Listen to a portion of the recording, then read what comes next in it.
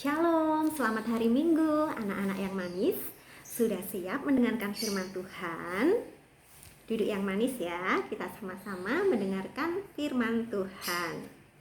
Nah, firman Tuhan pada minggu hari ini diambil dari Injil Markus 1 ayatnya yang pertama sampai dengan ke-8 dengan tema baptisan tanda anugerah dari Allah.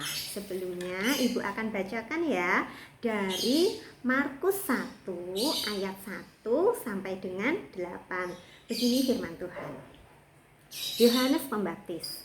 Inilah permulaan Injil tentang Yesus Kristus anak Allah, seperti ada tertulis dalam kitab Nabi Yesaya. Lihatlah, aku menyuruh utusanku mendahului engkau. Ia akan mempersiapkan jalan bagimu. Ada suara orang yang berseru-seru di padang gurun. Persiapkanlah jalan untuk Tuhan, luruskanlah jalan baginya. Demikianlah Yohanes Pembaptis tampil di padang gurun dan menyerukan, bertobatlah dan berilah dirimu dibaptis, dan Allah akan mengampuni dosamu. Lalu datanglah kepadanya orang-orang dari seluruh daerah Yudea dan semua penduduk Yerusalem, dan sambil mengaku dosanya mereka dibaptis di sungai Yordan. Yohanes memakai jubah bulu unta dan ikat pinggang kulit, dan makanannya belalang dan madu hutan. Inilah yang diberitakannya, sesudah aku akan datang ia yang lebih berkuasa daripadaku. Membungkuk dan membuka tali kasutnya pun aku tidak layak. Aku membaptis kamu dengan air, tetapi ia akan membaptis kamu dengan Roh Kudus. Demikian firman Tuhan. Nah, anak-anak di sini, minggu ini Ibu akan bercerita mengenai seorang tokoh Alkitab yang bernama Bapak Yohanes Pembaptis. Nah, siapa toh Yohanes Pembaptis itu? Ada yang tahu? Mungkin sudah tidak asing ya kalian dengar nama Yohanes Pembaptis.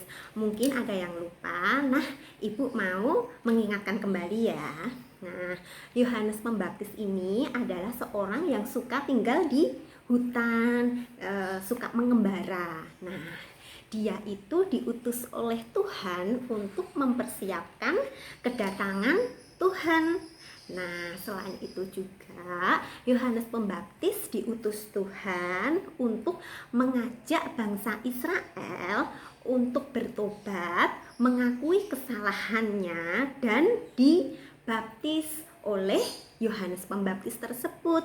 Makanya namanya jadi ada kata pembaptis. Karena apa? Karena Bapak Yohanes ini suka membaptis orang, makanya dijuluki dengan nama Yohanes Pembaptis. Nah, Ibu punya gambarnya kurang lebih seperti ini ya anak-anak.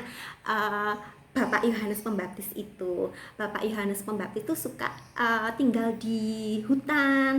Pakaiannya tadi kalau anak-anak memperhatikan bacaan kita dari Markus 1 ayat 1 sampai 8. Nah, Bapak Yohanes itu suka memakai pakaian jubah dari kulit unta. Sedangkan ikat pinggangnya, ini ikat pinggangnya ya.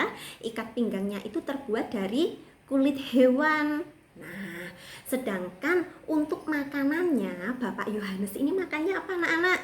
Kalau anak-anak biasanya kan kalau di Jawa ya makanan pokoknya itu nasi. Mungkin nasi pakai apa? Pakai sayur atau pakai ayam. Kalau Bapak Yohanes beda lagi teman-teman anak-anak. Bapak Yohanes tuh makannya madu hutan ya, sama belalang. Nah, beda ya dengan kita ya. Tapi itulah Bapak Yohanes Pembaptis. Nah, seperti ini ya kurang lebih penampilan Bapak Yohanes Pembaptis pada waktu itu. Nah, sekarang apakah bangsa Israel, umat Israel pada waktu itu juga mau untuk dibaptis sama Bapak Yohanes Pembaptis? Ternyata apa? Ternyata banyak sekali umat Israel, bangsa Israel yang apa? Yang mau untuk mengakui kesalahannya, mau untuk bertobat dan akhirnya dibaptis oleh Yohanes Pembaptis tersebut. Nah, cara baptisannya pada waktu itu dilakukan di sungai Yordan. Nah, Sungai Yordan dengan cara dibaptis selam. Jadinya Ibu punya gambarannya ya, baptis selam itu kurang lebih seperti ini. Nah, ini Bapak Yohanes Pembaptis, sedangkan ini umat Israel yang dibaptis. Jadinya mereka dibawa ke Sungai Yordan, lalu masuk ke sungainya, kemudian diselam. Itu namanya baptis selam. Nah, baptis selam tersebut merupakan tradisi bangsa Yahudi. Nah, dimasukkan di sungai kemudian ditenggelamkan, diselamkan, tapi nggak sampai tenggelam ya, nanti nggak bisa bernafas, cuman diselam aja sebentar lalu diangkat lagi. Nah, itulah yang disebut dengan baptis selam yang merupakan tradisi bangsa Yahudi. Nah, baptis selam itu juga ada maksudnya ya anak-anak, atau ada kiasannya, atau ada istilahnya seperti ini. Diselam itu berarti tandanya sebagai simbol atau sebagai tanda bahwa dosa-dosa kita, dosa-dosa orang yang dibaptis ini telah diampuni oleh Tuhan Yesus. Nah, sekarang kalau itu kan tradisi bangsa Yahudi pada waktu itu yang dilakukan oleh Yohanes Pembaptis dan umat Israel. Nah, kalau sekarang anak-anak siapa yang telah dibaptis pada waktu masih bayi? Siapa yuk? Nah, caranya apakah sama anak-anak waktu masih bayi diselam, dibawa ke Sungai Yordan? Terlalu jauh ya. Nah, tata caranya sudah berbeda ya. Kalau di tempat kita biasanya si bayi tersebut dibaptis dengan cara baptis percik. Jadi bapak atau ibu pendeta yang memimpin sakramen pembaptisan mengambil air setelapak tangan lalu dibasuhkan di kepala si anak yang dibaptis tersebut.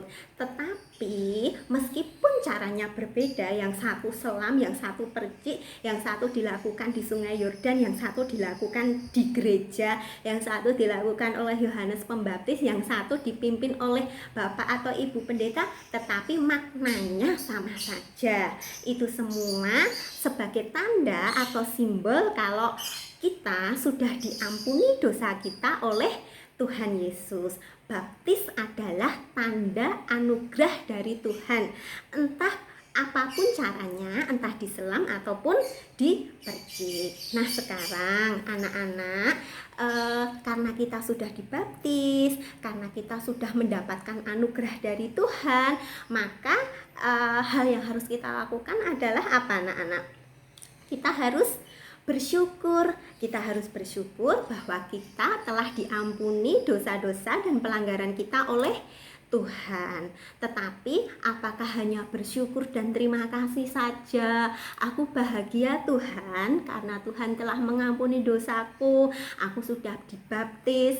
Ternyata nggak cukup sampai di situ ya. Kita harus mengucap syukur sama Tuhan lewat perbuatan dan perkataan kita. Kita harus menjaga perkataan dan perbuatan kita agar sesuai dengan kehendak Tuhan, agar baptisan yang telah kita lakukan, baptisan yang telah Tuhan izinkan dilakukan oleh kita tidak menjadi sia-sia, keselamatan kita tidak menjadi sia-sia, karena kita sudah diselamatkan oleh Tuhan, disimbolkan lewat baptisan. Kita juga harus mengucap syukur lewat perkataan dan perbuatan. Kita harus mengatakan perkataan yang baik dan kita juga harus melakukan perbuatan yang baik yang sesuai dengan kehendak dan firman Tuhan. Nah, selalu ingat ya bahwa baptisan adalah tanda anugerah dari Tuhan kalau kita telah diselamatkan. Tuhan memberkati. Nah, kita berdoa bersama ya. Tangan dilipat, mata ditutup. Mari kita berdoa. Bapa yang baik dan penuh kasih, kami sungguh mengucap syukur Tuhan, kami diberkati lewat firman ini tentang pengetahuan kami tentang Bapak Yohanes Pembaptis, juga tentang baptis sebagai tanda anugerah bahwa kami sudah diselamatkan oleh Tuhan. Tuhan berkati, semoga setelah kami mendengar firman ini, kami dapat semakin diingatkan, kami dapat semakin semangat untuk menjaga perkataan dan juga tingkah laku kami. Kami serahkan doa ini hanya kepadamu ya Bapa. Ampunilah kami apabila dalam kami mendengarkan firman-Mu terdapat pelanggaran serta dosa. Kami juga mohon supaya pandemi virus corona ini dapat segera berakhir Bapa. Kami dapat beribadah, kami dapat berkumpul lagi untuk bersama-sama sekolah minggu di gereja Tuhan, gereja kami, di GKJ Cakraningrat. Terima kasih Tuhan untuk segala berkat-berkat-Mu. Haleluya. Amin. Nah, demikian ya firman dari Ibu. Tetap semangat. Kalian gak boleh putus asa. Kalian tetap masih harus tinggal di rumah ya. Sabar ya, tetap berdoa agar pandemi ini dapat segera berakhir dan kita dapat sekolah minggu lagi di gereja bersama teman-teman. Tuhan memberkati.